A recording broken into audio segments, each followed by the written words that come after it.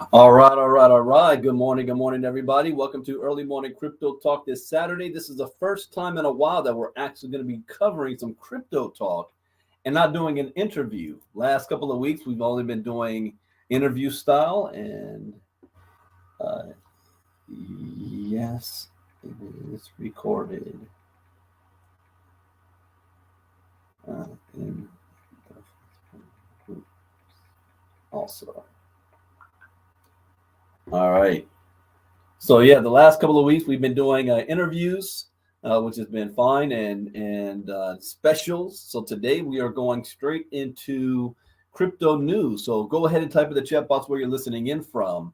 As a disclaimer, I am not a licensed financial advisor to be giving financial advice. I read the news, give my opinion, share suggestion for entertainment and educational purposes only, and it is up to you to make your own informed, intelligent decision on which direction that you want to move into. If this is your first time listening, my name is Brandon Ivey from Los Angeles, California. I am the founder and CEO of Ivy League Crypto Academy, and I'm glad to be here with you guys this Saturday morning. There's a lot been happening in the crypto space. It's going to be a very interesting year. So let's get caught up on some news that we might have been missing over the last couple of weeks. I did Friday. I take Friday off, so I didn't do any crypto talk yesterday. But let me share screen and let's jump on into it. Let's see. I do want to recognize some of you guys. I see we've got a lot of Facebook users there. Neil Brooks, Vivian Polo, Nathan Hansberger, Clairvaux Albert from Connecticut, Provis Lofties, Corpus Christi, Texas, Miss Marnita Casa from Colorado, Martha from Cancun, Tracy Owens from Arkansas today. You made your way up to Arkansas. Welcome, welcome. All right, let's share screen.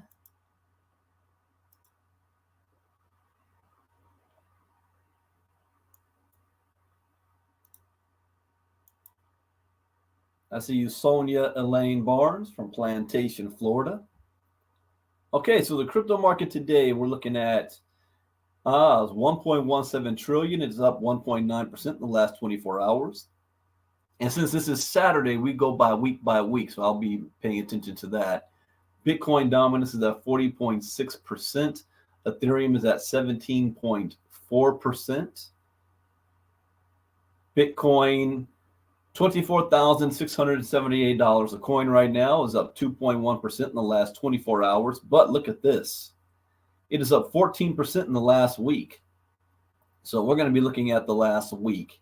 Ethereum is up 11.9% in the past week. See, BNB is up 3.5%, Ripple 2.9%, Cardano's up 12.7%, Matic's up 22.6%, OKB's 26%, Doge 8.1%, Solana's up 16.3%. Lido staked Ethers up 11.9%, Polkadot 16.5%. It's a big jump for them. Shiba Inu 2%, Litecoin 7.1%, Tron's up 10%, Avalanche 10%, Uniswap 11%. Let's see the best performers over the past week. Clout contracts. I've never heard of this. This one came out of nowhere, but it looks like it's brand new. It just launched. It is up 1,691.9%.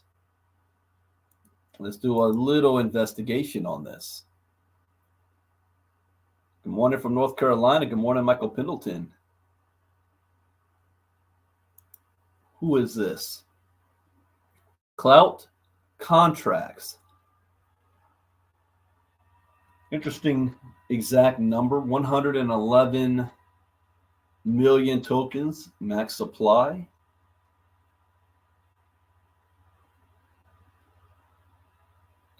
Oh, it's not brand new.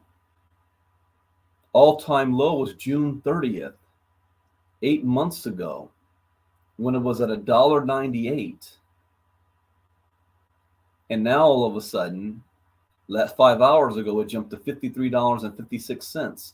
So let's dream mode this. You guys know how I like to do it.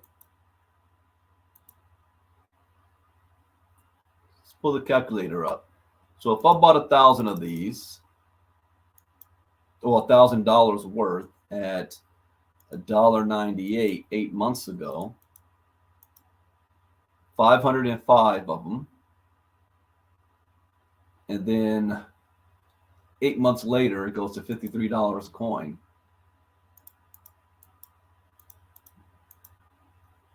That flipped 1,000 into $27,000. Where is this being sold? Toppie? Never heard of that exchange either. Toppie. I don't even want to click on that. I'm not sure. Not that much volume. So how in the world did it get listed on CoinGecko? They must have paid some good money for this. Cloutcontracts.net. Okay.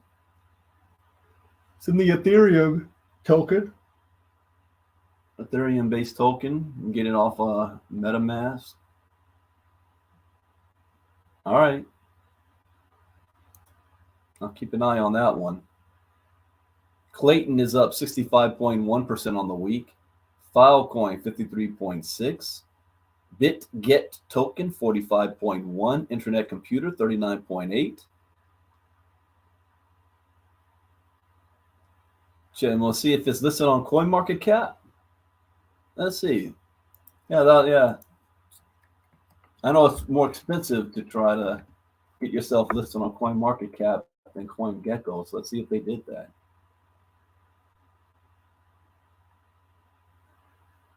Nah, 7 days. What was the CCS?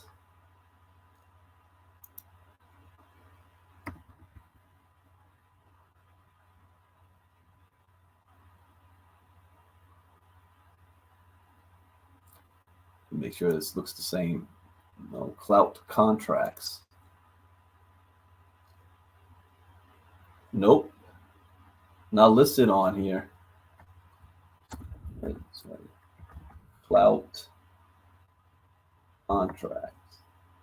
Nope. CoinMarketCap doesn't have it. So this is an inside deal somebody they made with CoinGecko to get it listed right here. Okay. So we've got, see, GMX, Flow 29.8, CRV 26.8, Render 26.4, Dash, Phantom, Matic, Multiverse, Airweave, Chainlink. So one thing I can share with you guys publicly that those in the inner circle, what we found a couple of weeks ago is we put together an AI portfolio. Meaning tokens that are devoted to the AI projects. I believe, I didn't know this at the beginning of the year, and that's a good thing to do, probably. So yeah, double check that way. It probably is a bogus token that they spent some money just to get listed on CoinGecko for a pump and dump. But it's been around for 8 months. So I don't know why all of a sudden it just popped up now. We have a diversified portfolio of regular, I call your D1s tokens, your legacy tokens. Then I've got my secondary tokens. I call my crypto.com wallet my secondary portfolio. Then we've got Metaverse tokens, DeFi tokens. And now I've discovered, we got NFT tokens. But I didn't know this at the beginning of the year. But not until the end of January, I realized that there's going to be a new space that's probably going to be leading the way this year outside of Metaverse, but coinciding with it, which is artificial intelligence, AI. And we put together an AI portfolio, and literally less than a week later, that sucker had jumped more than 200%. So when I say it pays to be in the inner circle, it pays to be in the inner circle.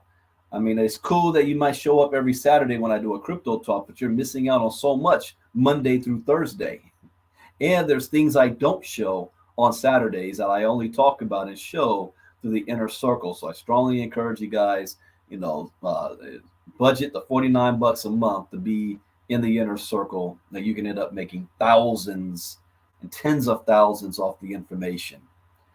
So yeah, I see some of our AI tokens that are popping up. Converse Finance, Optimism, Aave, Cardano, Hedera. Ethereum, ApeCoin, Tron, Avalanche. What are the worst performers in the week? SingularityNET, that's one of our tokens. So they didn't have a good week. Frax, Paxdol, that's it. But SingularityNET already went up like 200 something percent. So this is a profit. It's consolidating. But that's it. SingularityNET and Frax are the only two tokens not in the positive for the week. So what are these? These are stable coins. Pax Dollar, and they're under attack right now. CUSDC, DAI's under attack also. But DAI's not a stable coin though. It's flatline. Binance USD is definitely under attack right now. Leo token slightly down. USDC is okay. Tether's okay. Tether is doing a surprise move. Supposedly, they had some new audit that came out where they added another 700 something million in profit, so that they claim that they can back all 50 or 70 billion plus an extra almost billion in reserves. I don't believe it, or let me not use the word I don't believe it. I don't trust it. I don't trust it. That's why I use USDC. I believe that this is going to end up falling, and this is going to end up falling. Binance and Tether, ultimately. All right. Let's jump into some news, and then I'll talk about some of the projects that, since we are now halfway through February, coming to the halfway mark of the first quarter, what I am putting my focus on with ILCA and where they stand. So right now let's look at Binance. Binance moved 400 million from Binance.us account to firm tied to CZ. Now this is hella wrong, especially since it came out that CZ, he's under house arrest, but he's been accessing his mom's computer using a VPN doing transactions. Does he still have access to Binance US and moving funds around?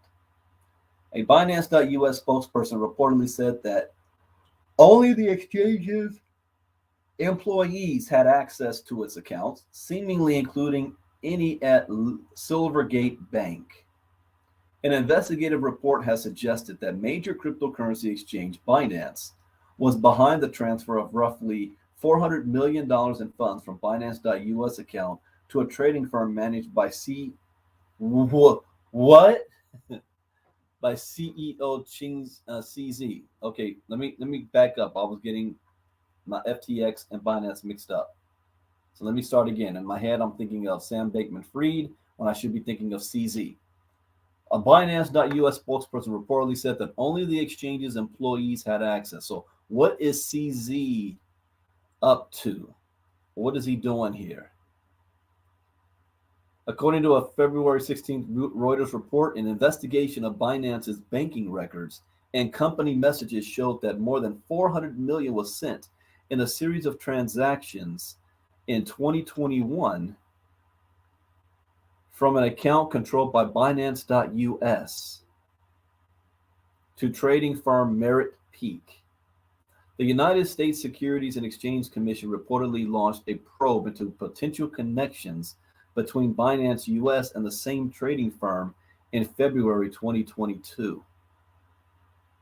Reuters reported that a Binance.us spokesperson said Merit Peak was neither trading nor providing any kind of services on the Binance.us platform, and that only the exchange's employees had access to its bank accounts.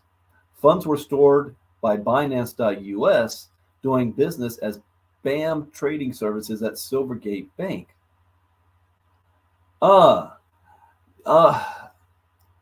This looks like from the outside that CZ is using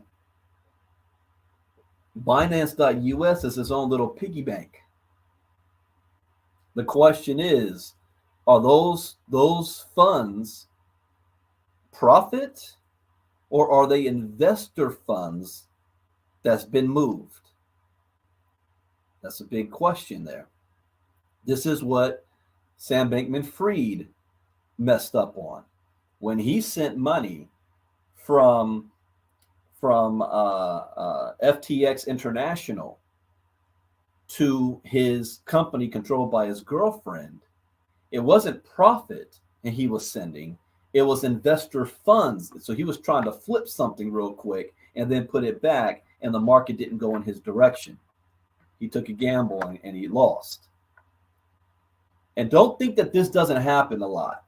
It happens a lot. It's just that, if it works, you never find out about it. If it doesn't work, you just lost the house. So it didn't work for him. So think of how many times was he doing this in the past and it actually worked. Same with CZ.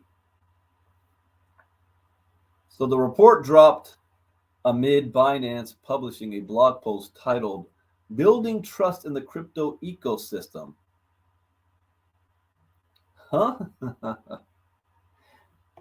Building trust, and then you do this, in which the exchange says customer assets should only be used in the ways that the customers have explicitly authorized. Oh, wait, they fired the CEO after she questioned the transfer? That is true. No money from the U.S. side is supposed to be used on the international side, period.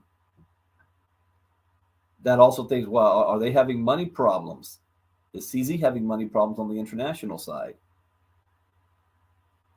There have been many attempts to draw parallels between Binance.us and fraudulent exchanges that have gone bankrupt. The real facts speak for themselves. There is no comparison. Our leadership team is staffed with former DOJ, SEC, FBI, and New York Fed employees who are, yeah, that might be true. That doesn't mean that they're not criminal either. Most people that have these government jobs are always looking for their parachute when it's time to retire. And they go to a private company in the same space that they probably used to prosecute, and they get $1 million paycheck. It's a payday for them. But he is partly right that Binance.us and FTX.us was not in trouble. They had to operate under US SEC guidelines. It's their international partner that was in trouble. But if you're pulling money from the US side and moving it to the international side, you're crossing a line. Launched in 2019, Binance.us operates as a separate entity from Binance, which is largely not available to United States users due to local regulations. Authorities with the New York Department of Financial Services have also reportedly targeted Binance's reserves, which led to a crackdown on its BUSD stablecoin. Yeah, this doesn't look good. We'll keep following this to see how this turns out. Okay. The NBA Hall of Famer Paul Pierce charged by SEC for touting EMAX tokens. The SEC has charged Basketball Hall of Famer Paul Pierce for touting EMAX tokens and making misleading comments about unregistered crypto securities. The former Boston Celtics small forward agreed to settle the charges and pay the SEC $1.409 million. SEC Chair Gary Gensler wants to remind celebrities of disclosure laws. I wonder how much money did EMAX pay him and why this specific amount. SEC Chair Gary Gensler wants to remind him. The U.S. top securities regulator has charged former Boston Celtics forward Paul Pierce for unlawfully touting the cryptocurrency project called Ethereum Max and the token EMAX.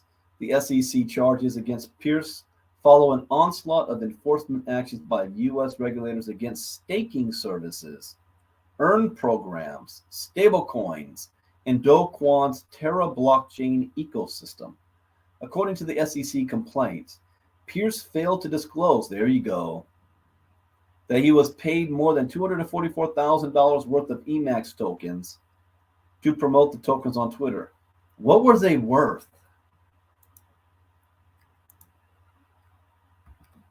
This still listed EMAX, Ethereum Max. It dropped 80%. Give me the history. All-time high over a year ago. So I'm going to do some dream mode on him. So they gave him how much? $244,000 worth of this token. Okay. $244,000 at what price did they go? Well, they got to do it at the beginning. How many zeros is that? 1, 2, 3, 4, 5, 6, 7, 8, 9 zeros. Right. 1, 2, 3, 4, 5, 6, 7, 8, 9.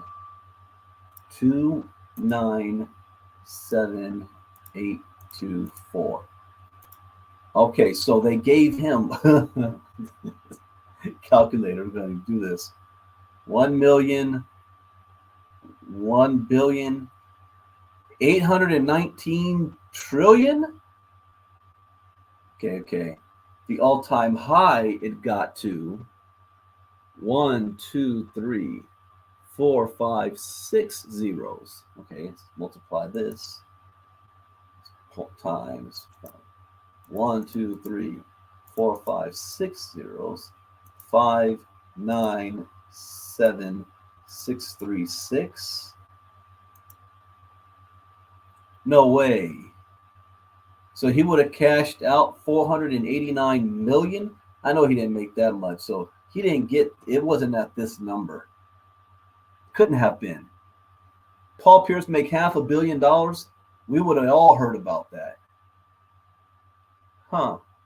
But he had to make some good money, though, for them to charge $1 million worth. All right. So Pierce agreed to the charges for $1.4 million in penalties, disgorgement, and interest. The complaint further asserts that in one tweet, Pierce shared a screenshot of profits that were much lower than his personal holdings. Another tweet shared the Ethereum Maxis project website, which led to a portal to purchase EMAX tokens. Pierce is not the only celebrity. So what did he do? Complaint asserts that Pierce shared a screenshot of profits that were much lower than his personal holdings. So he was misleading? October 2022, socialite Kim Kardashian was charged with unlawfully promoting the crypto asset EMAX. At the time, Kardashian also settled with the SEC for $1.26 million.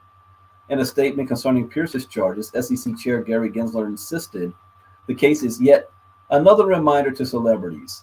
The law requires you to disclose to the public from whom and how much you are getting paid to promote investment in securities, and you can't lie to investors when you tout a security.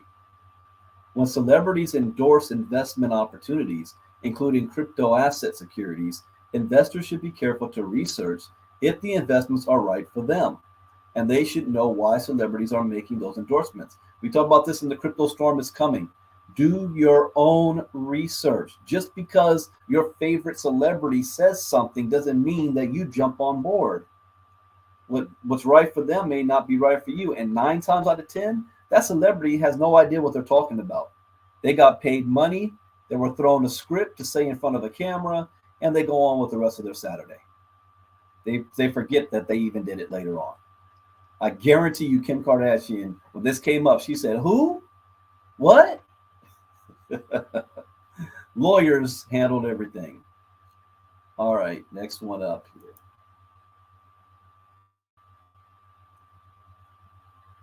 We're going to talk about the metaverse. Why the metaverse is becoming a popular tool to teach Black history. You guys gotten the metaverse courses yet? I've got a course in there called Education in the Metaverse. This is Black History Month, so let's take a look at this. From watching Martin Luther King Jr. speak to following Black travelers on their journey along Route 66. Oh, the Green Book. How many of you guys have ever heard of that? The Green Book. If you haven't heard of it, it's okay. Type, I've never heard of the Green Book. It's okay. This is Black History Month to learn. Why is this significant?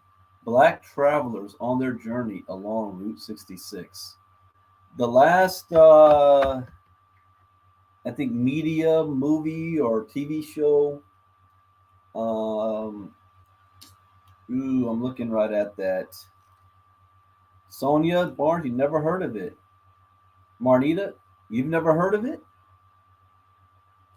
Dorothy, never heard of it. Okay, so here's what happened.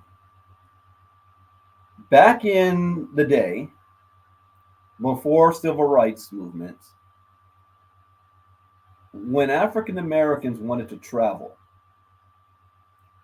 they were not allowed in certain towns. They were not allowed to, there are certain towns called sunset towns that if you were black and you were caught in this city or township after the sun went down, then you were hunted. You were thrown in jail. You were lynched. And Clover, what was that last movie that came out? Cloverfield, something about. No, that'll come back to me. It came out a couple years ago. Not a movie; it was a TV series. But they talked about that. So it was dangerous. You think America's free, right? And the roads and open roads and everything's free. No, not for us.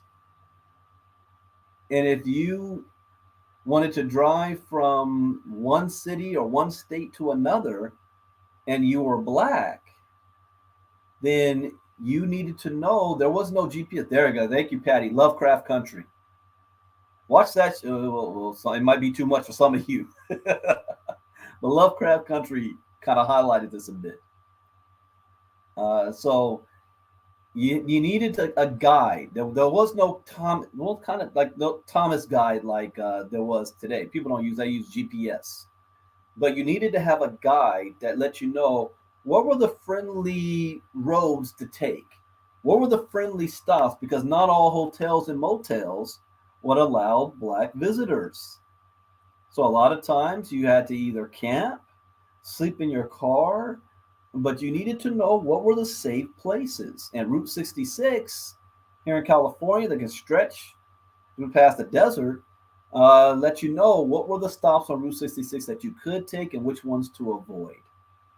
Okay, and it was we highlighted this at the LA County Fairgrounds. I'm part of an organization called SEAM. You guys remember before COVID how I would always go live from the fairgrounds, but we had highlighted. We had one of the vehicles that the family kept that was the car that they used to travel from East Coast to West Coast, following using the Green Book. And so it was something that was passed around in churches and in the black communities that was a collection of the safe harbor. We call it like a safe harbor that blacks can travel to while they were traveling and avoid being discriminated against because of the color of their skin. Can you imagine that was America?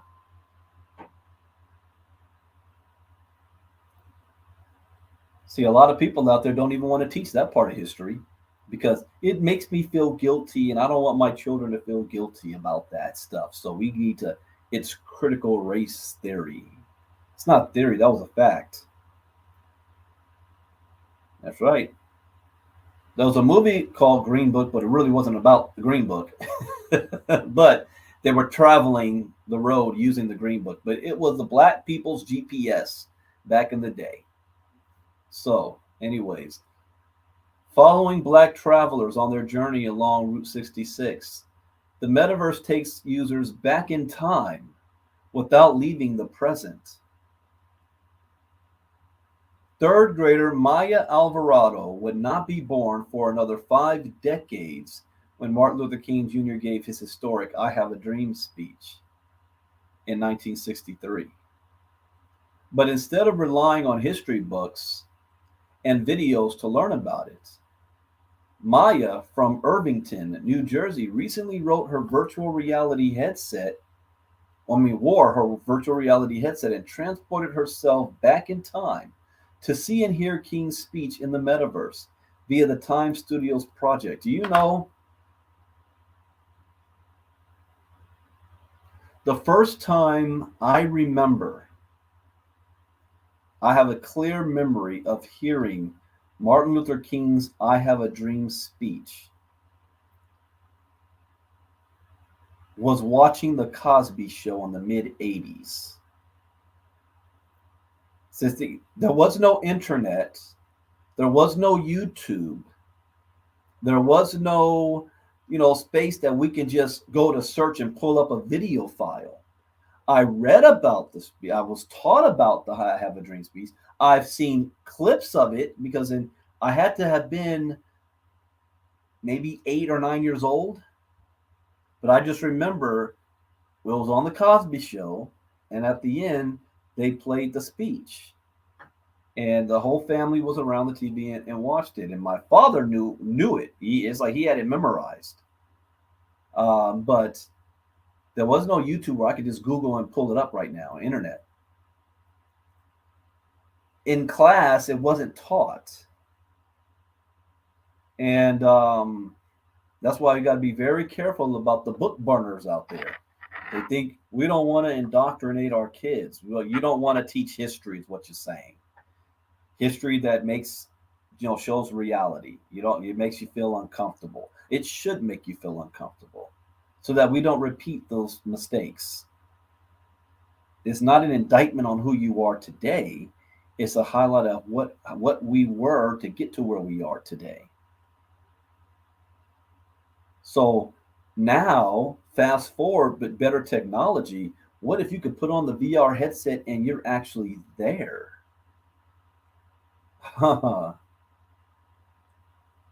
Even the Green Book. Many of you have never heard about that, white or black. You got it on vinyl, yeah. Now that's true, pros. I heard the speech before. I heard it. They played it on the radio all the time. My grandpa had the vinyl as well. But the first time that I saw the whole thing was on TV with that in my memory. I'm sure it was played before, but I was a kid, so I got to go back to my earliest memory and oldest thing I can remember. Before that, I remember clips, but was the Cosby Show. I think I was 8 or 9 years old. Now, I went to Morehouse. So, at Morehouse, that speech is everywhere. Okay. What stood out to Maya, 8, I was 8 too, was King standing on his podium, surrounded by sparkles, while talking about his dream that his children were treated fairly, she said. Watching the iconic scene up close, Maya said, made her feel confident. In an effort to promote a more comprehensive education of Black history among young people, creators and educators are harnessing new methods like virtual reality. Morehouse College launched its first Black history course in the metaverse this year. What?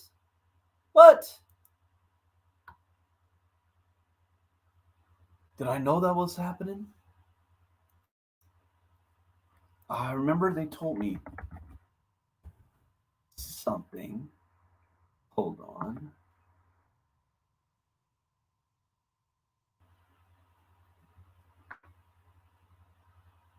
Let's see. Blockchain. That's what Oscar.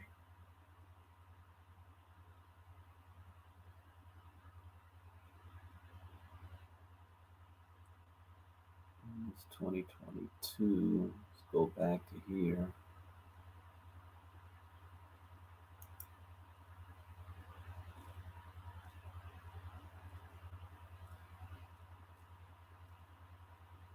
Yeah, that's just. I'm looking at my emails from Morehouse.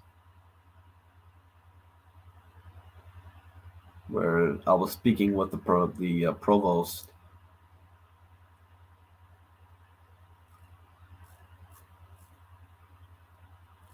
Yeah, they said that they were teaching a new course in January. Interesting. Thank you for the speaker. Mm-hmm. I got to go back because this is right before we went to Atlanta last year.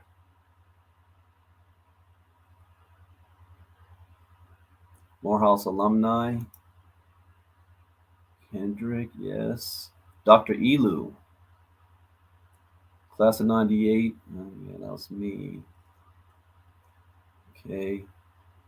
Dr. Sharonda Gibbs, the new Dean of Business and Economics Division. That's in blockchain technology, Morehouse, a few faculty. Nigeria, yes. Morgan State University. Yeah, and Dr. Gibbs, Dean of Business and Economics, Dr. Red, Dean of Sciences. Attending the FinTech conference by MSU. Wow, yeah. All right, I need to get back and circle back on that. First Black History course.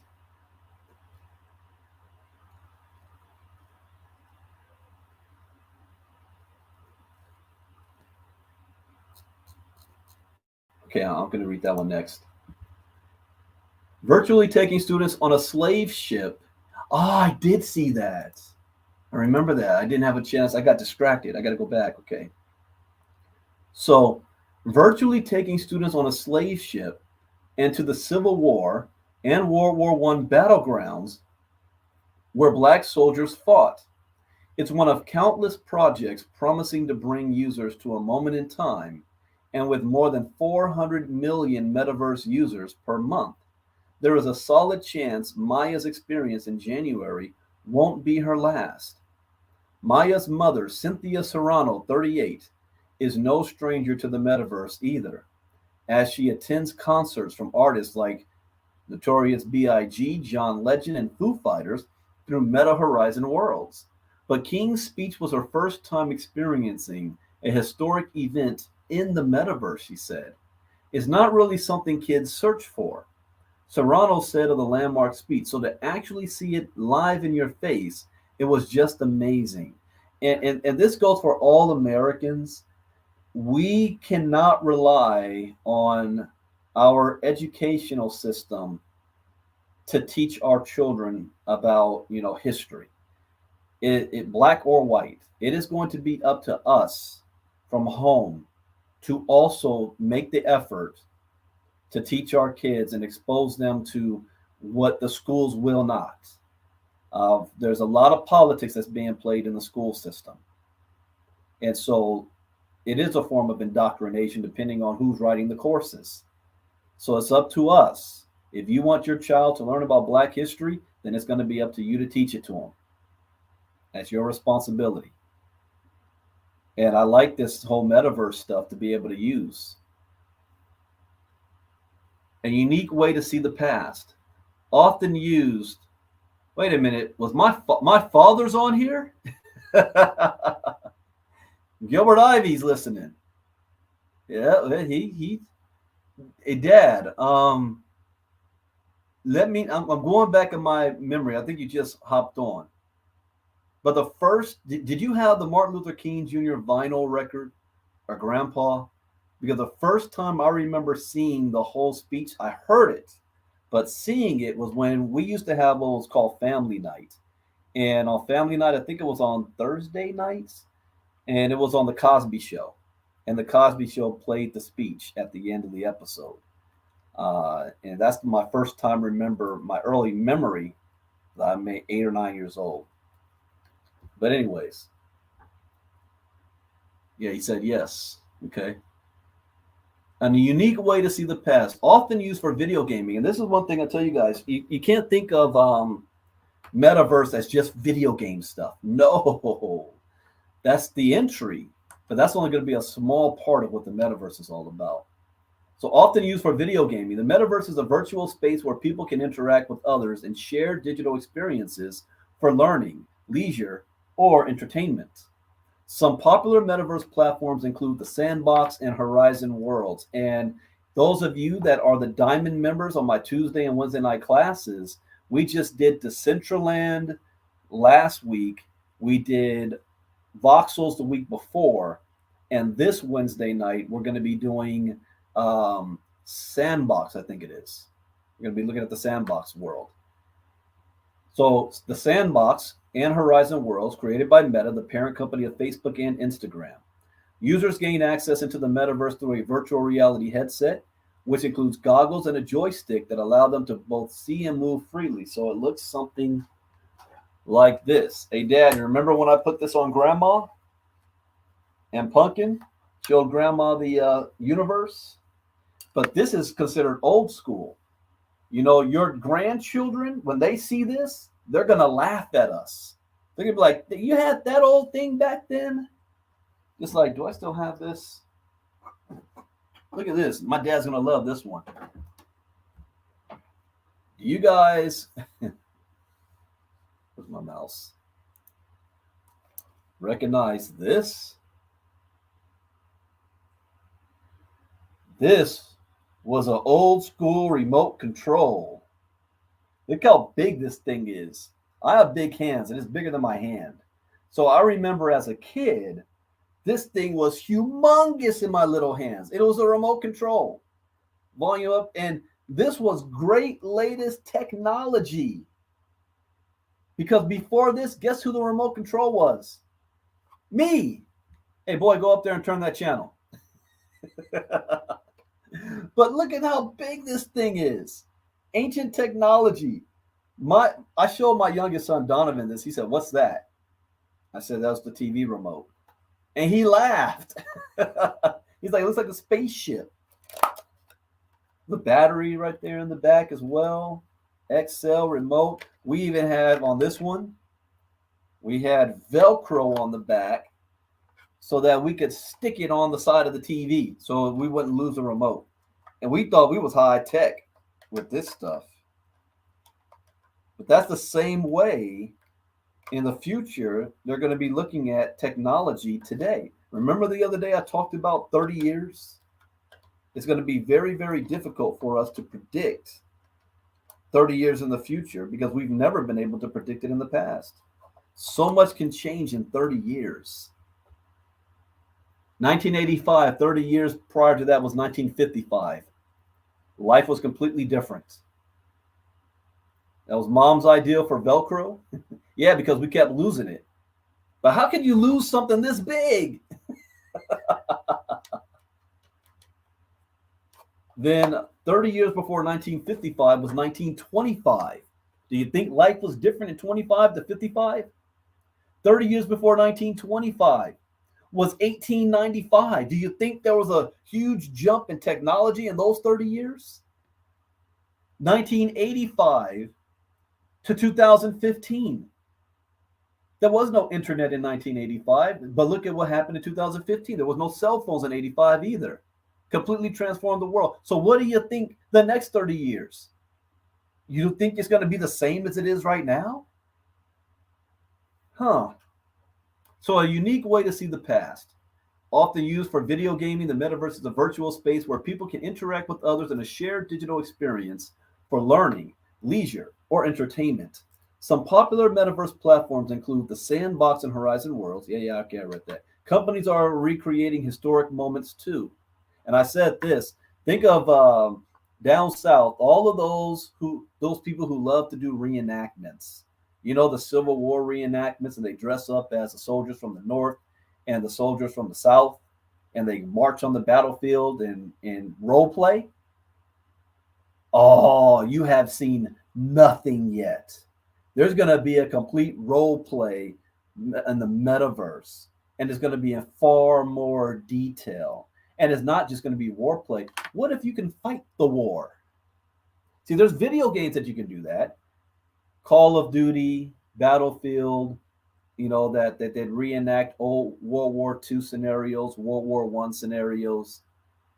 But imagine creating your own avatar in the space and going in there, and you're not playing against other NPCs, you're playing against people, and you reenact battles from the Civil War. Some people trying to make sure that the South can win in a video game.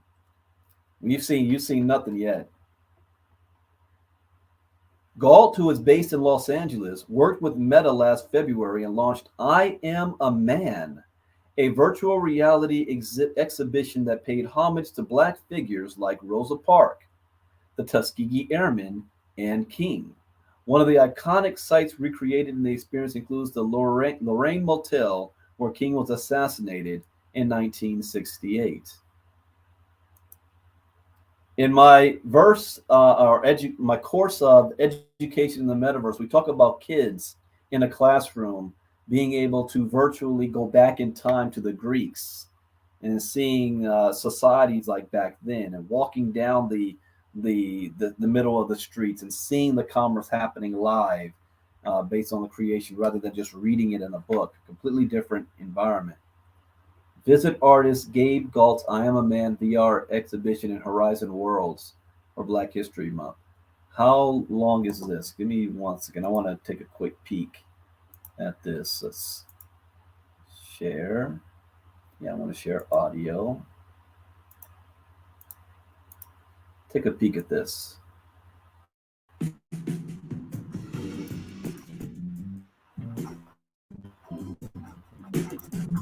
For this exhibit, when you experience that moment of Black history, that you see it in books, you hear about it, you see old footage, but this is an opportunity to be able to truly interact with it.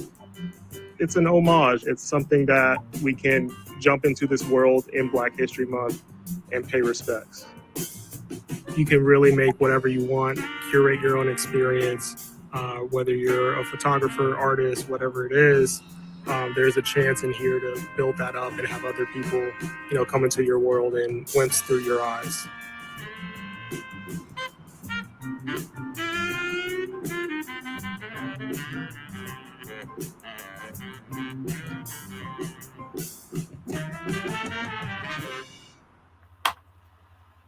All right.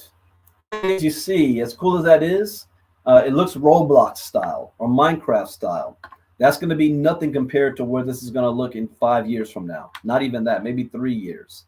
There's enough video footage and recordings that they can make these experiences look real, exactly real. And it's not going to look like, 2D or box style. The technology is actually already here. If you guys like, I play a video game called NBA 2K. And my wife still, because sometimes I switch between, I have a 55-inch and a 65-inch, 67-inch TVs. And I switch. And sometimes I'll have the game on at one time while I'm playing the game at the same time. And my wife will come in and she can't tell which one's real and which one's the game. So in the future, you're gonna be able to see all of this, even your life. Everybody's got. I like what Neil deGrasse Tyson said when he was talking about how society has rapidly changed every 30 years, and he said now we've got more than 6 billion recording devices around the world that's recording audio. And everybody now has a camera to record whatever event is going on around them.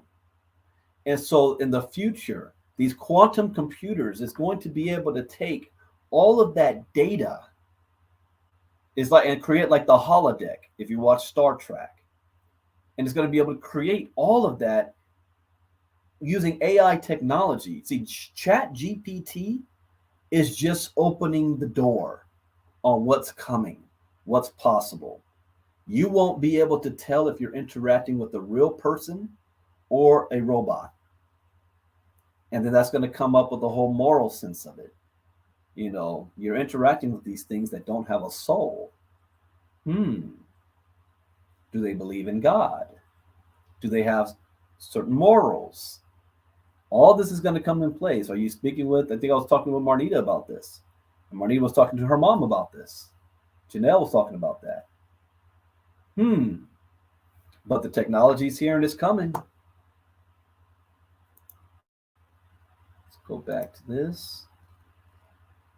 I really wanted to put people in the shoes of where people through Black history have been already, Galt said. And I wanted people to experience it up close and be able to interact with it in a new and fresh way. Galt's virtual reality project took 2 months to complete and attracted people of all ages and races, he said. In addition to his I Am a Man project, Galt said he has also painted murals in the metaverse. What intrigues Galt the most about the metaverse is the ability to create something you couldn't really create in the real world. The tool also makes it practical for people to create these experiences without spending a lot of money. The metaverse is attracting many Black-led organizations like Root History, a museum based in Springfield, Illinois that explores the history of Route 66. Hey, Dad, this might be something, I attempted to bring this up in the scene group, this technology. But we remember they had that special, that they had that car from Route 66, the Green Book. So like a Route History, a museum based in Springfield, Illinois that explores the history of Route 66 through the past experiences of Black travelers. A lot of them are still alive. We got to get all of them on video, sharing the experience. I know there's a movie, Green Book, but the movie wasn't a, that was secondary. It wasn't the main thing. In May, Root History will launch a metaverse experience, allowing visitors to see the world from the perspective of 4 Black characters traveling along Route 66.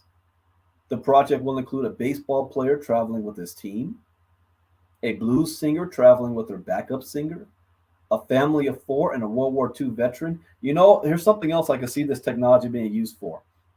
One thing that my father and my debate coach, Chuck Ballingall at Damien, always talked about is being able to put yourselves in the shoes of somebody else and attempt to see and experience life through their eyes, to know where they're coming from and what they believe. And then the ability to be able to express and share their belief and debate it better than they can. Only then can you truly have an appreciation and know that you will never lose a debate, because you know your side and you know their side. They only know their side. They don't know your side. But I could see this technology. A lot of people, we say sometimes when this is Black History Month, when we're trying to explain to our white brothers and sisters out there about our experience. And they hear it, but they can't fully understand it until you experience it yourself. And you hear about times where white people say, I colored my painted my face and pretended to be Black for a month, and I was blown away. Pretended to be Black for a month. I never understood until I walked those shoes. What this technology could do is actually do that. Actually, for if you're white and you truly want to understand, you're not just lip syncing the service. You truly want to understand, like Jane Kelly says, for those of you who don't believe that there's racism today, those of you who don't believe that that we've moved beyond that there's no overt racism or systemic racism, if you truly believe that today, then how many of you going through the experiences you're going through right now would like to go through it and be Black at the same time? Stand up. Nobody stood up. And she said, so that proves that you do know that there is some form of unfair treatment that's going on. The question is, are you just going to stand by and watch it, or are you going to do something to help change it? You're just going to say, hey, man, yeah, that's tough. I'm glad it's not me. Or are you going to do something to change it? Because only you can. All we can do is protest. You have the power to change it. It's a difference. See you later, Pops. It's a difference. But you don't have a will to change it until you have empathy for it. Like I say, guys, it's not the big things. It's the little things. It's the little things that add up. It's the little things that we see as kids, as children. You want to know my first two major racial experiences as a kid, when I realized that society sees me as different and not normal or good enough. The first, I was a kid and we were at Universal Studios. And how many of you remember Knight Rider? Remember the talking car, Kit, that black Camaro? Man, me and my little cousin, we love Knight Rider. And at Universal, they had Kit sitting on a platform, and we were able to get in line and sit inside Kit and talk to the car. Now, they've had a camera, and so they could see who's in the car, and whoever was behind the camera was speaking to us, but they were speaking to us in Kit's voice. And we in some microphones, so everybody outside the car can also hear what's going on in the car. So the white kids that were in front of us, we saw them get in the car and the experience they were having with Kit, and it was great, and it was so cool. And it was asking, well, what school do you go to, and are you doing good in school? Are you keeping your grades up? You know, things like that. Or one day you can create a car like that. We heard that. Then it was our turn to get in. I don't know. I think I might have been 5 or 6. And we get in the car. And Kit's voice changed from excited jubilee, like I'm ready to teach, to annoyance, anger, or not really anger, more stern.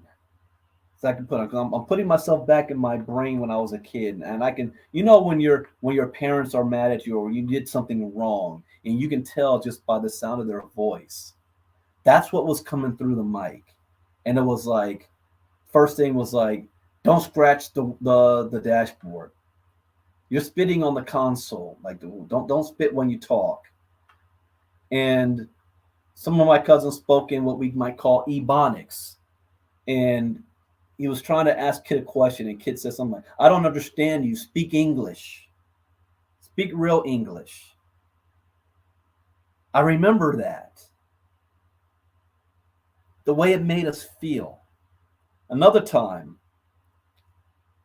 I was in middle school. Every Wednesday we had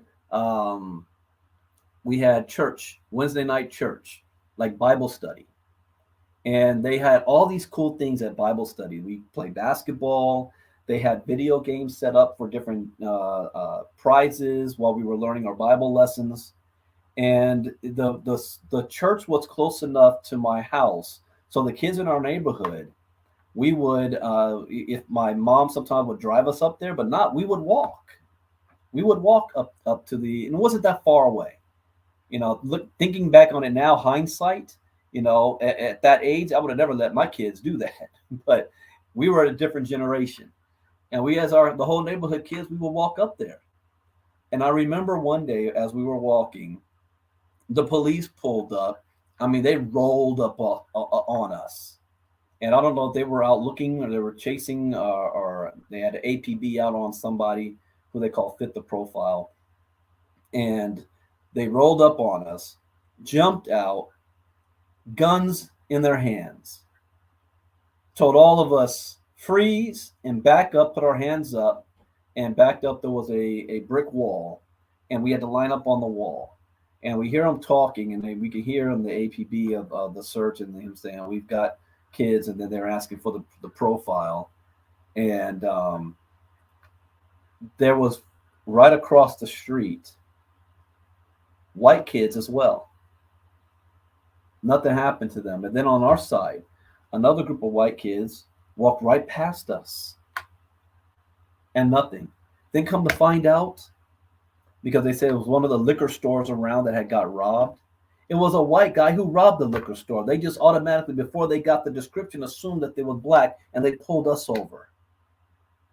Guns drawn. I was a kid. These are things that we don't forget. And we for safety reasons, we've got to teach our children about that. You don't experience that. And I can give 1,000,001 different things. I remember in college when we wanted to go to Mardi Gras from Atlanta, and we were driving, and my grandma being scared to death that we were going to be driving from Atlanta, Georgia, all the way to Baton Rouge and then to New Orleans through the South. And she was like, oh, hell no, because my grandma comes from Shreveport. And I remember how we got pulled over, of course. We got pulled over just to see what we were doing, where we were coming, why we were driving through the city. I remember us pulling over at a gas station, and unmarked cars were across the street, making sure that we weren't some drug dealer or something going down. I mean, it's the little things that we can't express unless you experience it. This metaverse stuff could show you that experience so that you would have empathy. I don't need your charity, just for you to understand and empathize with it. That it's not just get over it and move on. All right, I'm going off too much of a tangent here. The project will include a baseball player traveling with his team, a blues singer traveling with their backup singer, a family of 4, and a World War II veteran. We knew that there were so many stories of inspiration and blueprints that have been laid on how we can develop our community and take better care of one another. Gina Lathan, the founder of Root History, said, but unfortunately, it had never been formalized in such a way that it told the story of our greatness. State Senator Doris Turney, a champion of preserving Route 66's Black history, said that using this platform for the day would help continue the tradition of sharing oral history in Black communities. I'll show you one more experience, because I was a kid too. One more. And these are as kids. I remember my parents moved into an all-gated community here in my city. And it's a high, $1 million homes. And this was before I don't think my dad even knew that he had to have this talk. But I went to a local high school, private all-boy Catholic high school. And we had basketball practice, track, and all that. But I remember I was coming home, but I was walking. And I had my gear on, which was weird. I had my PE stuff on, and the police pulled up to the side of me. What are you doing in this neighborhood? Was the first thing out of their mouth. I said, what are you talking about? I'm walking. Why? What are you doing here? I live here. They said, you live here? Where do you live? What's your address? And I was like, at first I questioned, like, why are you asking me? I'm walking down the street. This is free. This is a private community. Why are you here? What address? Where do you live? So I gave the address, and they said, show us, walk. So as I was walking back and I got to the house, they saw the house. Now they asked for ID. I said, I don't have ID. I'm a high school. What high school do you go to? Damien High. What's your name? When I said my last name, Brandon Ivey. Oh, you're Gilbert Ivey's son. Everything changed in their demeanor. Hey, how you doing? Oh, what's going on with Damien and blah, blah, blah. My nephew goes there. Everything changed once they knew who I was. They still kind of was like, hey, y'all live up here? Yeah. And that was before I had a license. And then when I got a license, that was a whole different story, me driving through the city. But anyways, it's the little things. Okay. More often than not, in the African-American family, our history is passed down through oral history.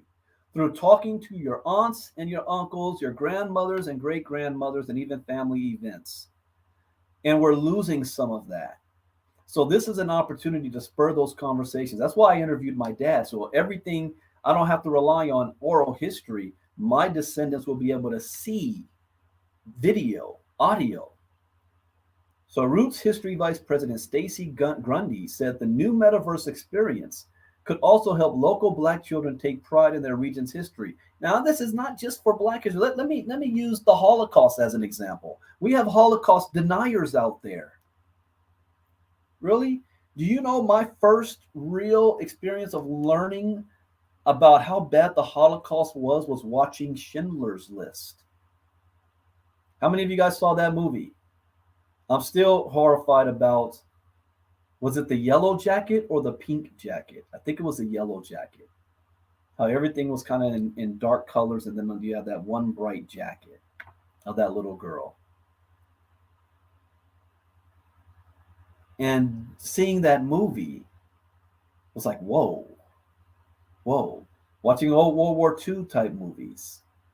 What if they had put that experience in the metaverse? I mean, even Marjorie Taylor Greene, who denied that it will, anything happened until she went to the Holocaust Museum, was like, oh, wow, I didn't know. Yeah, because our schools doesn't teach it. When you look at these communities that the Green Book businesses were in, a lot of them today are some of the most distressed communities in the state, said Grundy.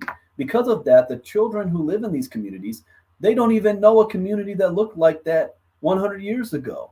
They have no idea of the prosperity of the people that walk the same streets as they did.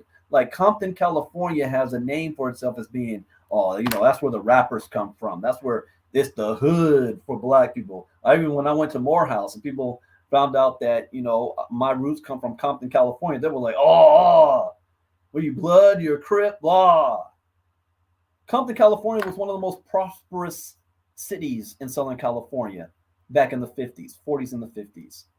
Got his own airport, got his own horse ranch, it was a huge deal. That's what my grandfather was upset about we call it the white flight. So what the future of the metaverse looks like.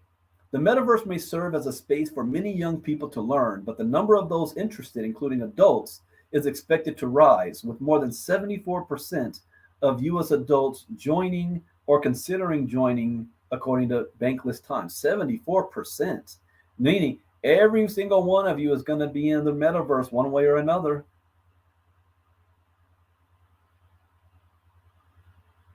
Not one. I like that Michael put, Chris Rock once said to his audience, not one white person in the audience would trade places with me, and I'm rich. Galt said, while some people are still trying to grasp the idea of the metaverse, many people are using the space every day, and he expects people will have more experiences in the metaverse in the future. I think history always repeats itself, Galt said, and I think that it's important to always stay refreshed with even the little things that reference back to current events all the time. As for parents like Serrano, she can also see the metaverse as a tool to teach subjects in the future to children like her daughter, who said she wants to see Rosa Parks in the metaverse. Serrano, who is Puerto Rican, also said that although she is not Black, she is. If you're Puerto Rican, you're Black. Get that out your head right now. If we were growing up in those times, because of her skin color, we would be treated pretty much the same way. The Afro-Latinos. That's why teaching her daughter about Black history is so important. She said, if it is by means of the metaverse, then she's all for it. I'm always learning, and I hope she's always learning, Serrano said. And I feel like that's the best way to get people involved, even if it's a cool way like the metaverse. I want to look at this one real quick. Morehouse College will teach Black history in the metaverse.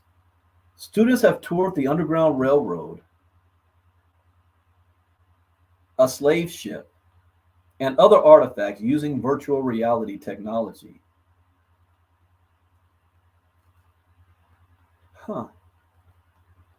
That spring, Orville Hamilton, a professor at Morehouse College in Atlanta will guide students through a first of its kind course in which Black history is taught entirely through the metaverse, a virtual 3D space where people can interact with one another using avatars.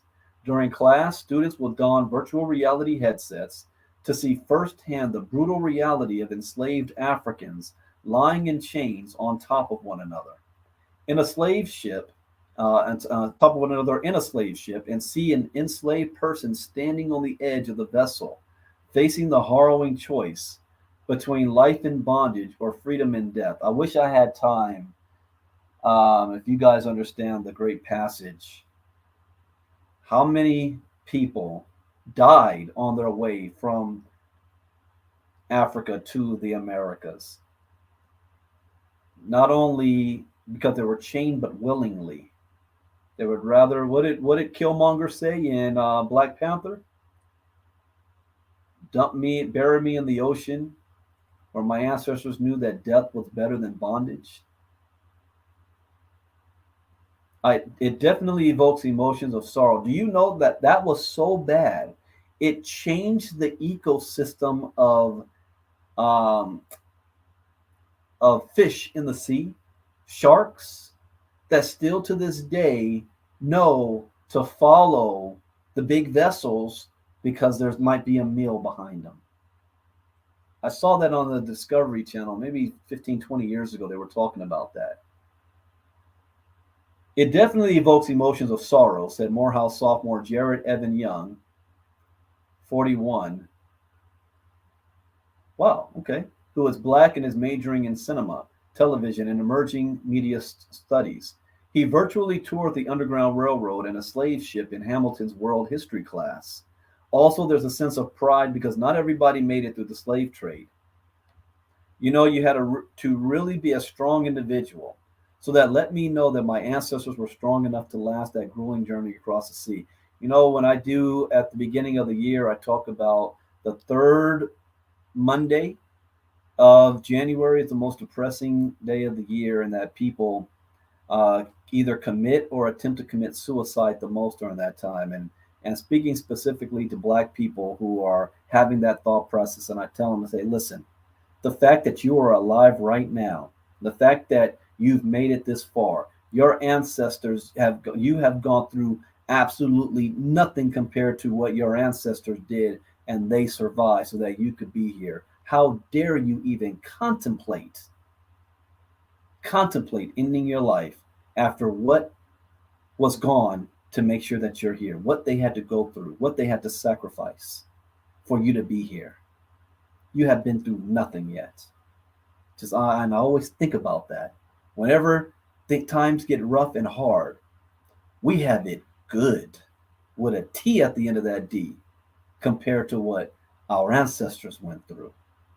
How dare you even think about you got it hard right now? You have opportunity that they didn't have now. Don't squander it. Also, there's a sense of pride because not everybody made it through the slave trade. You know, you had to really be a strong individual, cross that journey, cross the sea. When Morehouse College made history by launching its first class in the Metaverse last spring, Hamilton was one of 11 professors to teach students using virtual reality technology. Partnering with the VR tech company Victory XR, Hamilton is creating his first full course in the Metaverse on Black history. Through the Metaverse, students will be able to experience what it was like attending Martin Luther King Jr.'s 1963 I Have a Dream speech in Washington, or see the Little Rock Nine as they entered an all-white high school in Arkansas in 1957. Can you imagine being 8 and 9 years old, trying to go to school, and you got to be escorted by police when all the adults around you is spitting at you and yelling at you? And can you? I can't imagine that. I'm only 8 or 9 years old, and they're telling me that I'm going to get hanged for going to school. God dang. The new course. Ooh. Yeah. Hold on. I want to see this. Share screen. Audio.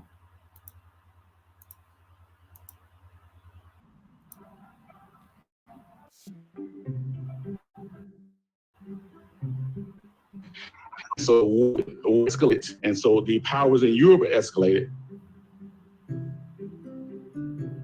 Hey, that's Morehouse campus right there.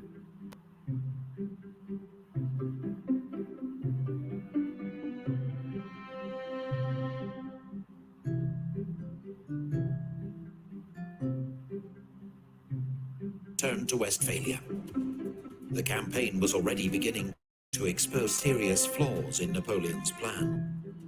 Some sperms get trapped by the cilia and die. Only a few of the original 300 million sperms have survived and managed to reach the egg cell. Oh, wow. Wow. This is the future, ladies and gentlemen.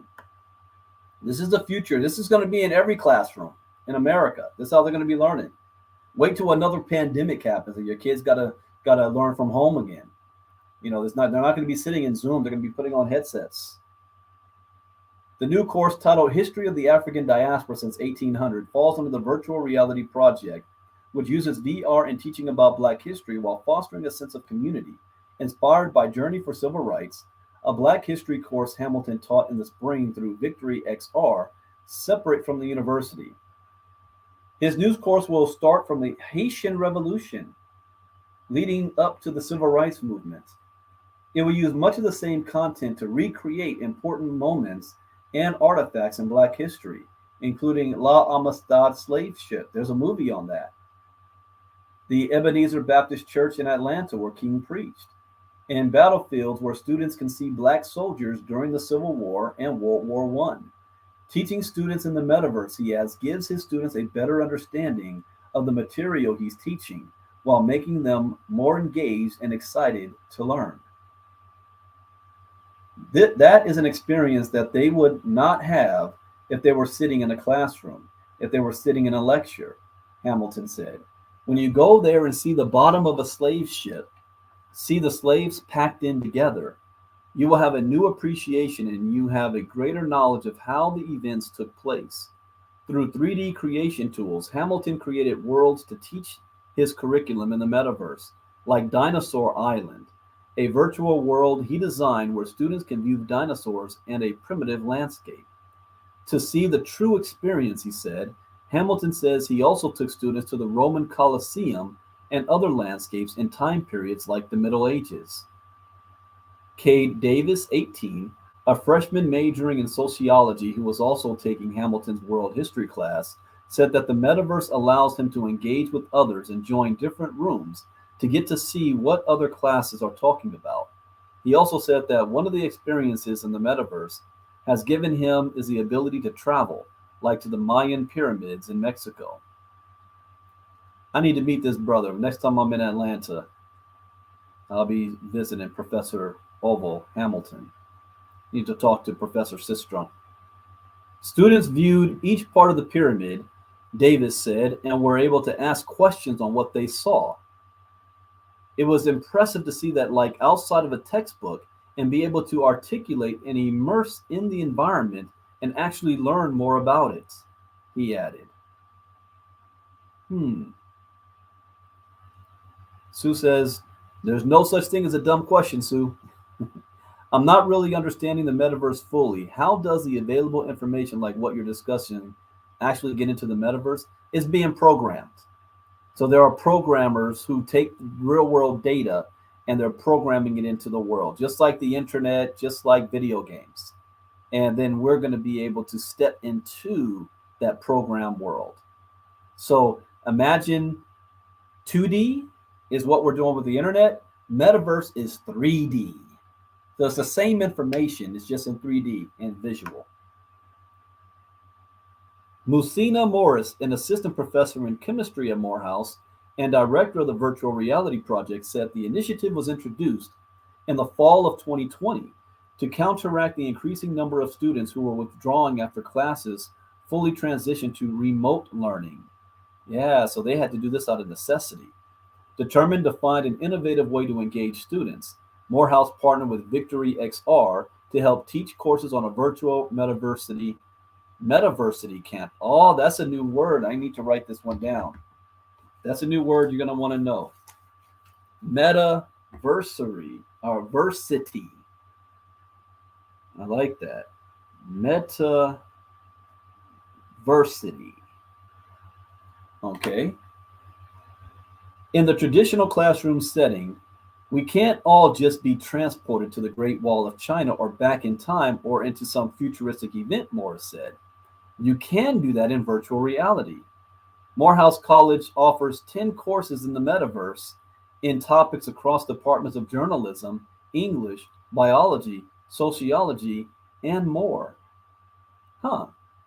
Since its launch, almost 500 students have taken classes under the program, with over 170 students enrolled in the current fall semester. Man, I wish I was a kid again. Aside from taking courses in the metaverse, students also participate in hands-on training to develop real-time 3D worlds. There you go, Sue, right there. See, so there's going to be programmers that develop this.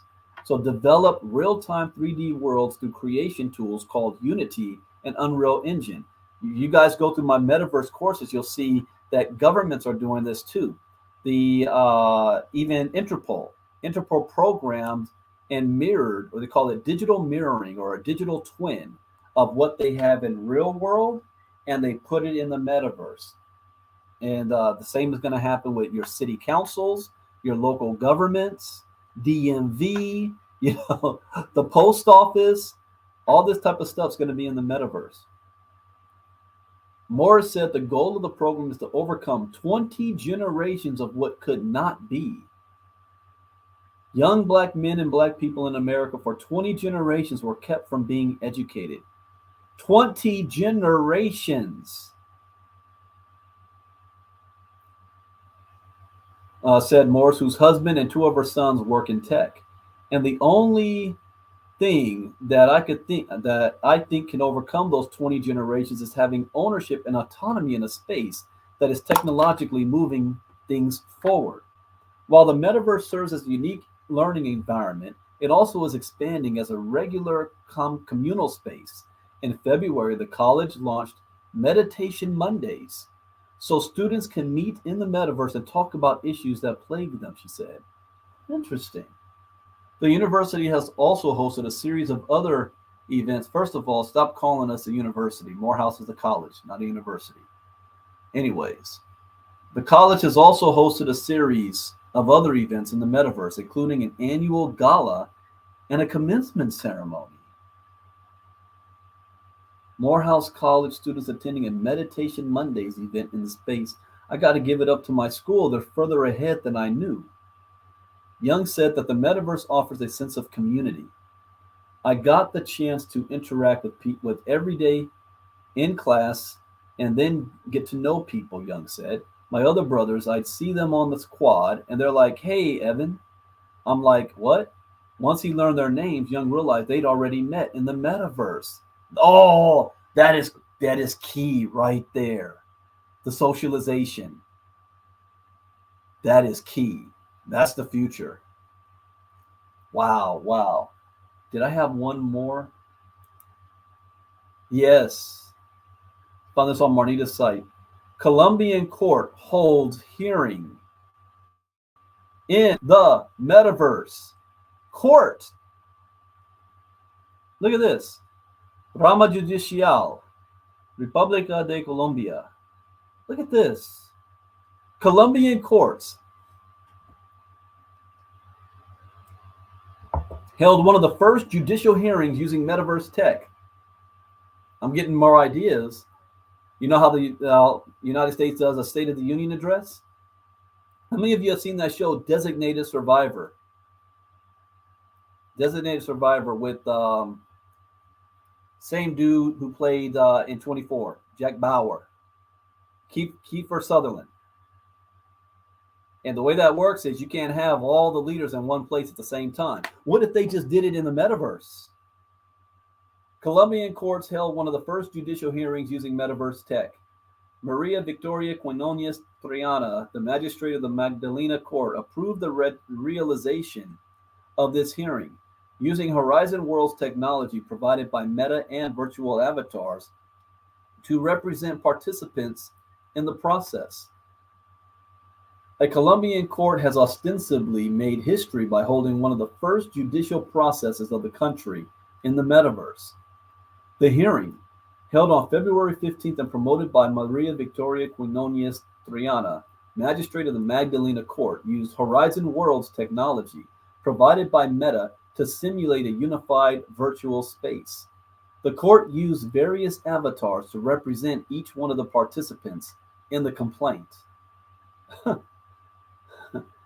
Quinones, who stated that verifying the true identity of the assistants was one of the key processes in the metaverse, used verification numbers sent to the emails registered in the name of each of the parties involved as proof of identity.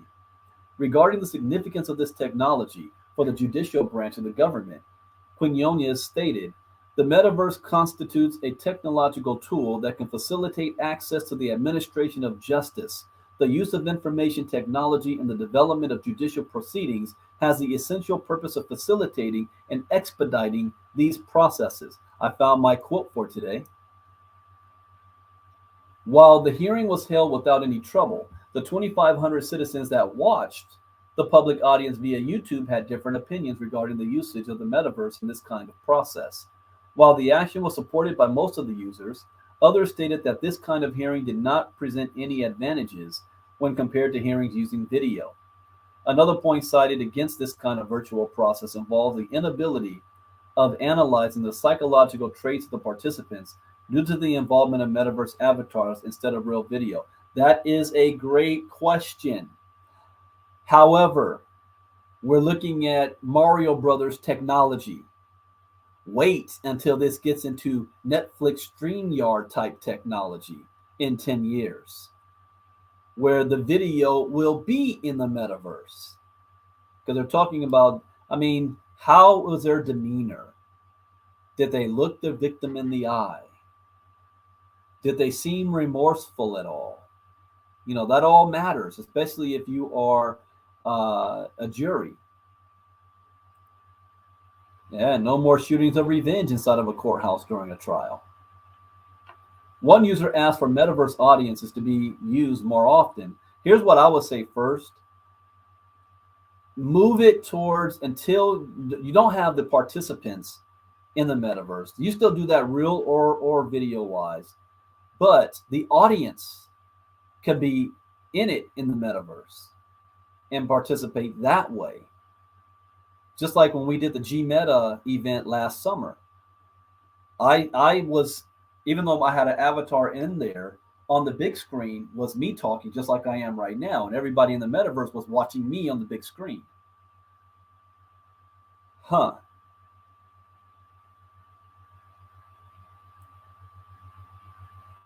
Answering the comments.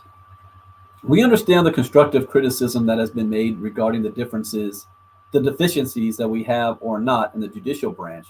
But we are here with all the spirit of giving support so that this process can move forward.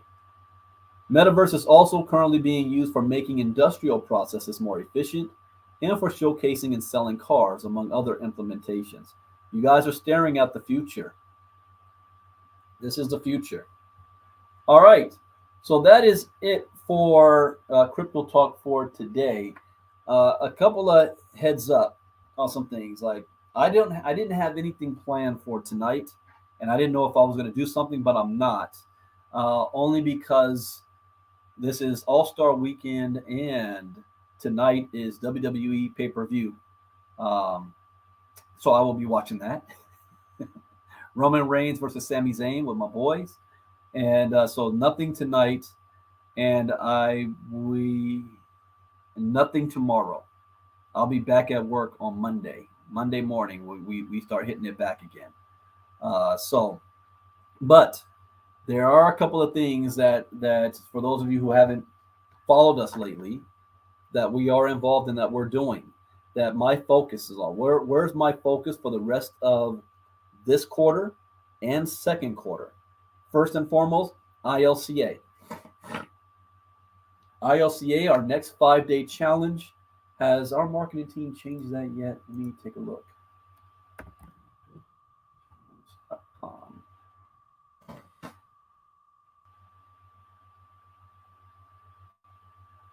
Yes. So our next 5-day challenge, March 27th through the 31st. March 27th through the 31st.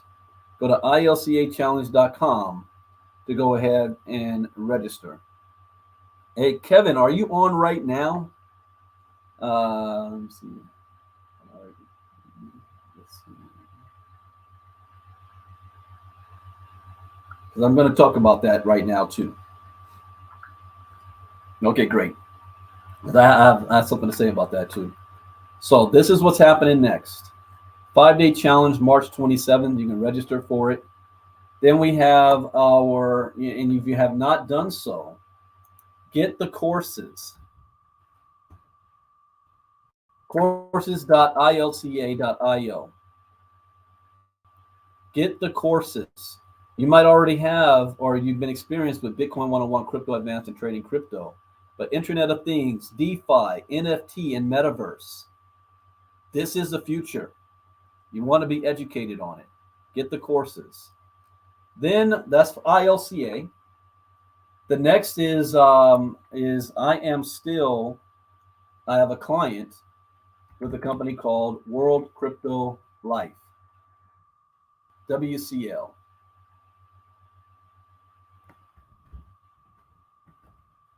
World Crypto Life.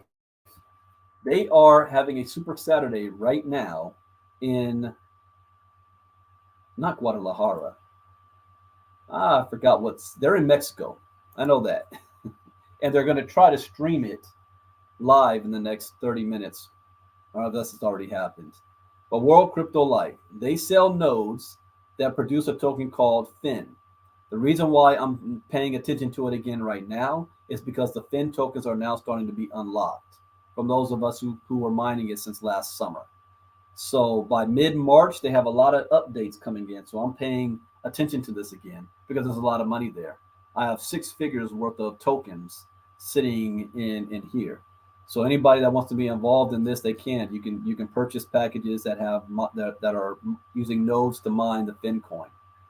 The next is I'm going to be looking at. Remember, I interviewed last week NFT rewards with Robert Craddock. There's no cost to join. So it's going to be an auction block for NFTs. So this is another project I'm going to start to pay attention to. I'm going to invest in as well. Yeah, because I don't know if it'll succeed or not, but I'll take a risk. So if you did not see the interview, it's just 1 week ago from today. We interviewed Robert Craddock from NFT Rewards, and I will be interviewing him again too, the closer they get to actually launching NFT Rewards. Then we've got a project that we are waiting on right now, which is NewGen. I have an update that I'm going to give you guys. My business partner, Peter Blackwell, actually visited the Ocala office, and they had a sign on the door that was talking about visit by appointment only. And so they also got on the phone with their office. And what is taking place different from what they wanted to do. What they wanted to do basically was have a dashboard. When you log into your dashboard, a pop-up box that is saying, we are going to be swapping all of your total balance into Ethereum. And once that happens, the tokens are in your hands, your control, and we wipe ourselves from it. We can, what's the word? Finished our contract obligations, in other words. And whatever you do with that at that point, that's up to you. And that's an easy enough thing, right? All they have to do, like you see here, it says whitelisting. All I have to do, I'm giving you the address, send my tokens to that address, and call it a day, right? Wrong. Since they are trying to be registered in everything in the United States, you're now dealing with people's funds, not just from this token state, but when you're transferring it into Ethereum. And you've got to follow a certain protocol with this. And we're dealing with a community that probably 90% of the community is uneducated in crypto. And I guarantee you, 100%, there would have been a large group of people who would have messed the process up some kind of way. Whether giving their wrong, they gave a Bitcoin address when they should have given an Ethereum address. They did give an Ethereum address, but they claim it didn't reach their wallet. They swear, and it's not on the blockchain, but they swear the transaction went through. Now they want to sue. Now they want to get lawyers. Now they want to have class action. Now they want to call the SEC and all. I mean, there's gonna be people like that. Worst is those that aren't paying attention, and 2 months from now they wait a minute. Yeah, I had that Nugent stuff. How come I can't log in? Where's my coins? How come this? And they start screaming bloody murder. It only takes one. And this is a company that has big ambitions. See, you hear about Nugent Coin right now, but that's just the beginning of what they want to do. They've also got Nugentverse with all of these other projects. So none of this can happen until the Nugent coin is settled. Everything is on hold. So they need to get that part settled. So the mistake that they realized that they made is that they have to make 100% of everybody whole for CYA. They decided to hire a third-party company to program in your dashboard a MetaMask wallet. So every single account is going to have a MetaMask wallet integrated into your dashboard. So it doesn't matter if you already have MetaMask or not. That from there, you'll have access to your tokens, because all you have to do is log into your dashboard. So now they have eliminated the liability asset. Now, how long will something like that take? We don't know. If they started this process in January, and we're talking about more than 160,000, I don't know. It could take a couple of months. It could take a couple of weeks. I don't have an answer. Only thing they've given us is it's soon. That's all that we've been given. So there is absolutely nothing we can do.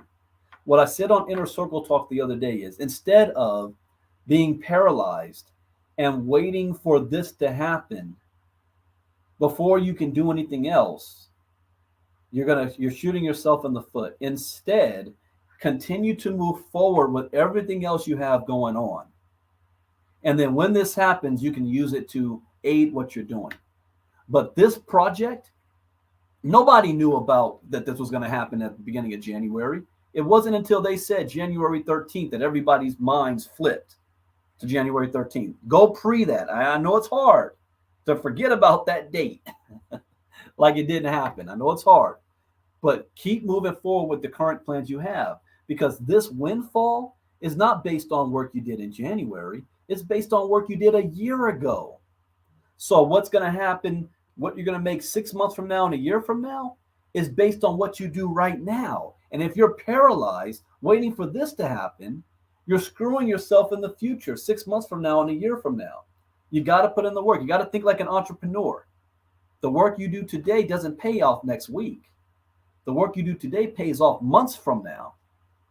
So we're just got to wait. There ain't nothing else we can do on this project. And then the project that I am most excited about, is Starvara, outside of my own ILCA, Star Horizon. Because it meets three things that I'm already passionate about doing. One is gaming. I'm a gamer. I'll be a gamer till I die. I love games. Do you have to be a gamer and love games to be a part of this? No. Number two, I'm a networker. Network marketing allowed me to walk off my job on my 36th birthday, and I had true freedom almost 11 years ago. It'll be 11 years in July. Fired my boss, complete freedom, financial liberty. And then the third thing, it's crypto.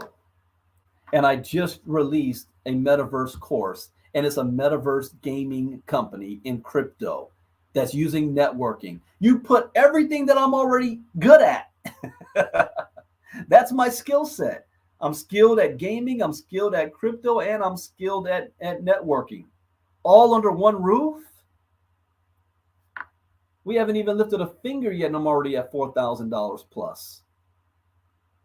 So we're going into pre-launch, which is going to be a week from today. But a day before that, next Friday, I'm doing a big interview with the principals, the people behind the project. And they have a node project. For those who say, Brandon, I don't care about the networking, I don't care about the games, can I make money in this? Yes, by getting in on the nodes. You can just purchase a node. The node is $2,500 right now. The price is going to go up. There's only less than, I think, 300 left now. I got to check with that. Less than 300 left. And I did a talk, what was it, last week on I read the Starvara light paper, and I did a live about the Starvara nodes and the ecosystem of this.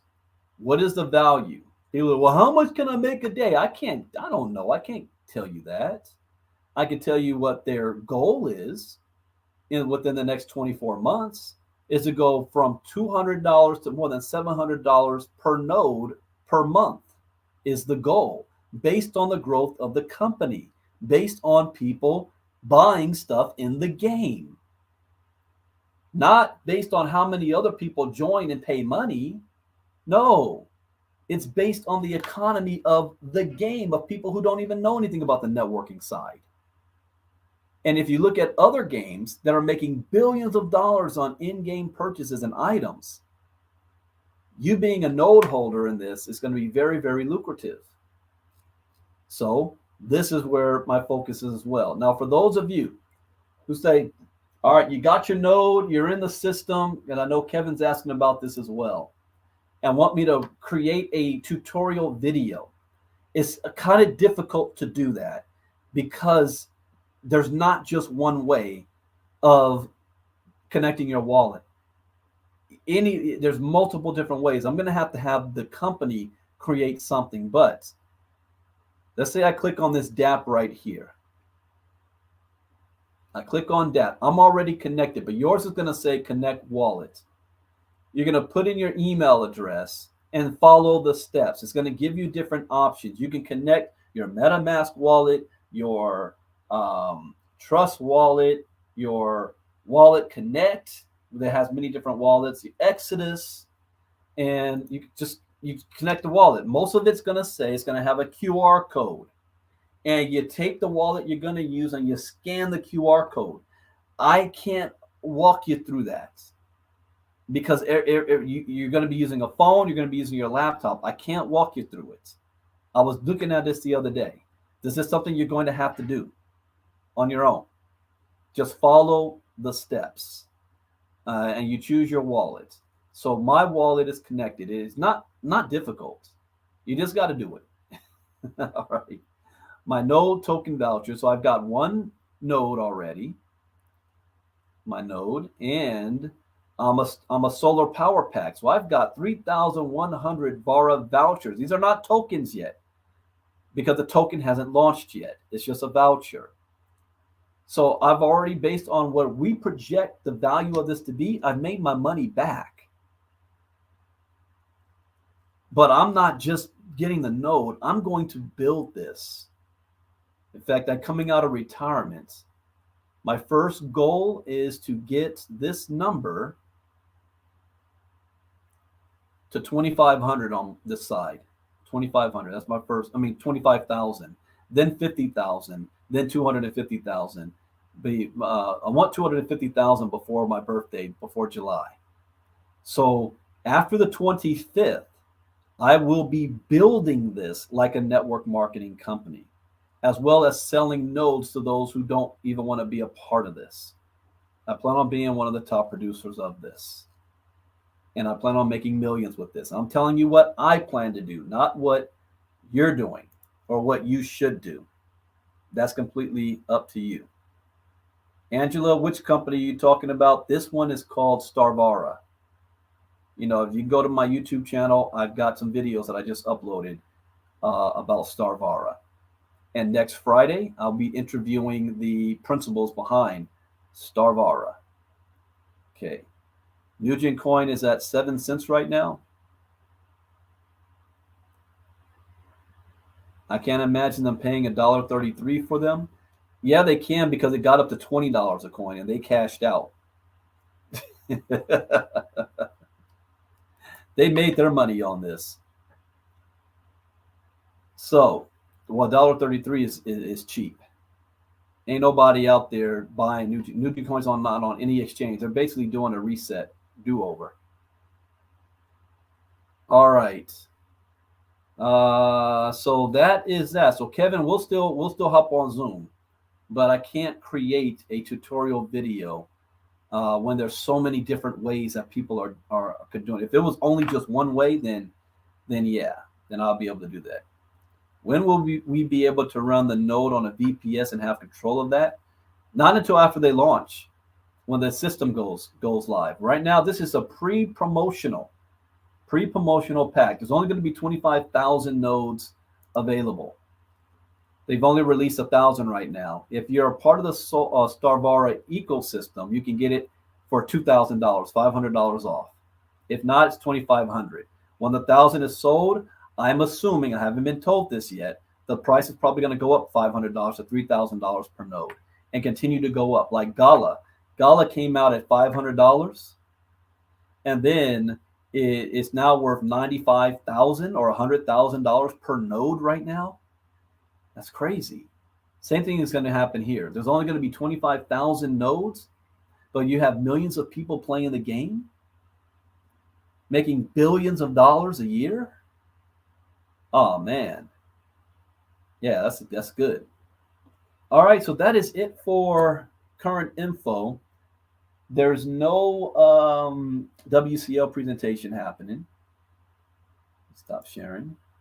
And I will not be back broadcasting. I'll probably do a couple of lives or record some videos, but I won't be doing any major broadcasting until Monday morning, early morning crypto talk. So you got to be in our inner circle to be a part of that. It's only $49 a month. So that's ILCA. If you want that, ILCAsecrets.com/sales page. Send me a private message if you're trying to be in our inner circle, or whoever invited you to listen to me. So with that, enjoy the rest of your weekend, everybody. I hope you learned something new. As always, that's the point. That was very enjoyable for me today. I love learning new information, especially with the metaverse. And I will see you all on Monday. Bitcoin Brandon out. Bye-bye.